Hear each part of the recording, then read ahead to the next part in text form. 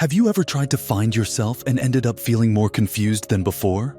Maybe you took a personality test, read a stack of self-help books, or even went on a long trip hoping for clarity, only to come back with more questions than answers. It's almost ironic. The harder you search for who you are, the more elusive that understanding seems to become. And it's not because you're doing something wrong, it's because self-discovery itself can be a paradox.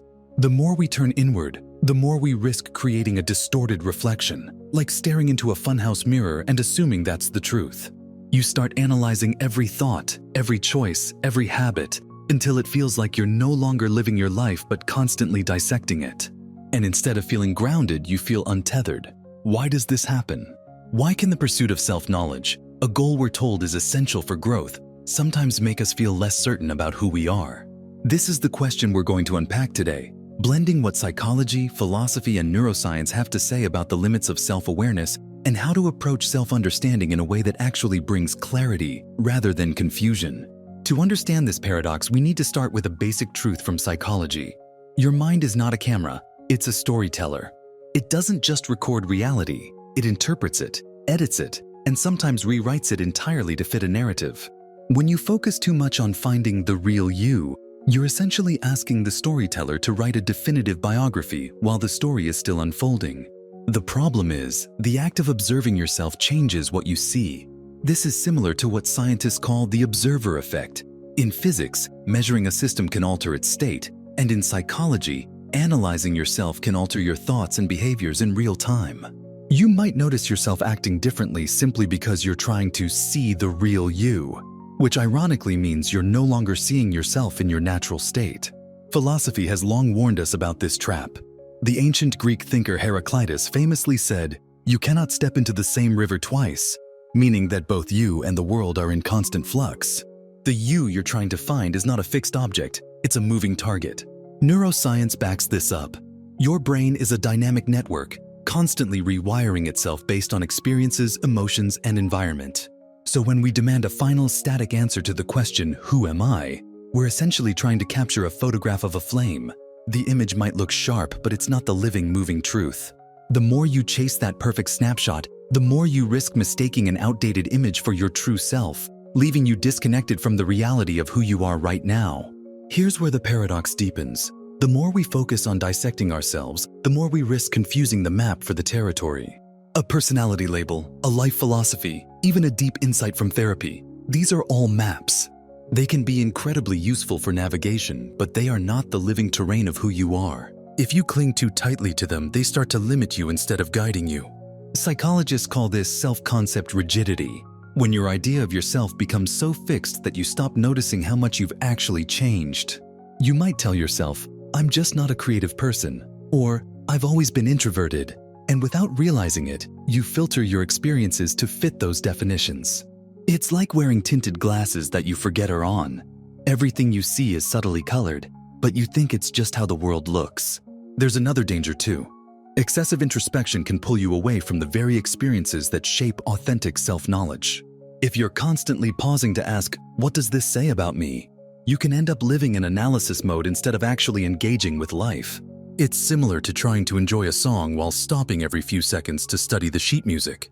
You lose the flow, the spontaneity, the richness of the moment. The truth is, you can't fully understand yourself in isolation from the world because so much of who you are emerges in action, in relationships, and in the unpredictable feedback life gives you. This means that to truly know yourself, you sometimes have to stop staring at the mirror and start looking out the window. So how do you break free from the trap of overanalysis without abandoning the pursuit of self-understanding altogether? The key is to shift from a purely inward search to a cycle of reflection and engagement. Think of it like calibrating a compass. You need to occasionally check your bearings, but you also have to keep walking through the terrain to know if the direction is working. One practical approach is what psychologists call experiential self-discovery. Instead of asking, "Who am I?" in the abstract, you put yourself in situations that evoke different aspects of you, new environments, new challenges, new relationships, and then notice how you respond. This isn't about forcing change, but about creating opportunities for your identity to reveal itself in action. Another powerful tool is to focus less on labeling yourself and more on describing your current patterns.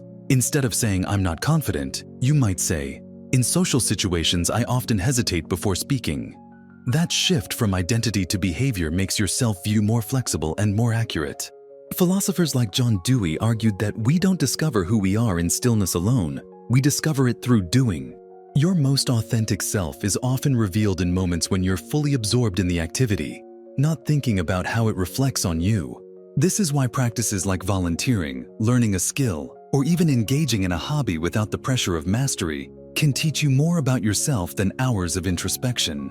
It's about using life itself as a mirror instead of relying solely on the one in your head. In the end, the paradox of self-discovery isn't a flaw in you, it's a feature of being human. You are not a puzzle with a single solution, but an evolving landscape, and any map you draw will need updating as you grow. The goal isn't to pin down a final definition of yourself, but to develop a relationship with yourself that is curious, flexible, and compassionate. This means accepting that some parts of you will remain mysterious, and that's not a problem. It's an invitation. When you stop chasing the illusion of a fixed, permanent, true self, you make space to actually live, to notice the small shifts, and to be surprised by who you can become. So instead of asking, "Who am I really?" try asking, "Who am I in this moment? And how can I engage with life fully from here?" That question doesn't demand a final answer. It opens a doorway to continuous growth.